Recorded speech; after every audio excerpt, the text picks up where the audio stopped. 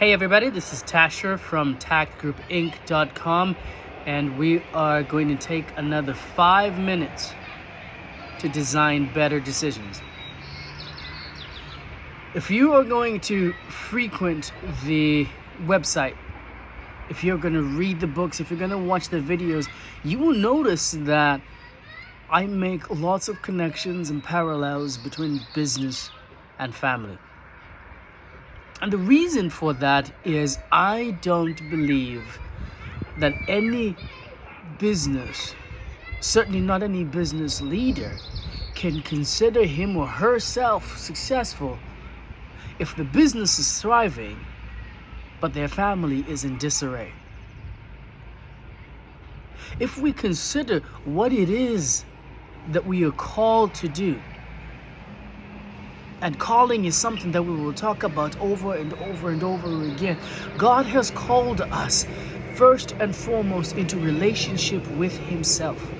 His entire purpose is to make us holy, make us more like Jesus. And so nothing can come ahead of that. But if you are married, if you have children, then the second part of your calling is relationship with them.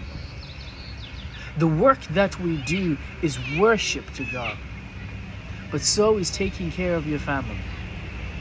And when we are standing before Him to give account for the things that He has given us, what is incredibly important is that we realize children are living beings. They have a life of their own, but as gifts that are given to us to steward, we have to direct them back to the Father who gave them to us in the first place. And that is true for your spouse.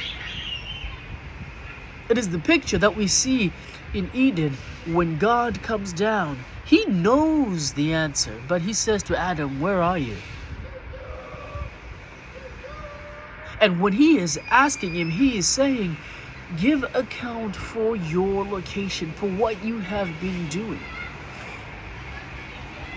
And asking that of Adam, Adam passes the buck and he says, Eve, she did this. And Eve passes the buck and she says, well, the serpent did this.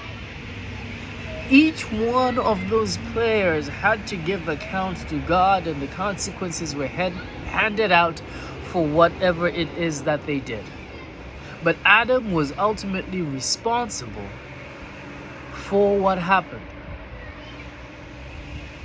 And we see this pattern repeat itself. We see this pattern repeat itself. The reason the people asked Samuel for a king, they said, we want to be like these other nations. And don't get us wrong, you are fantastic, but your children are not. Your children don't walk in your way, so give us a king instead.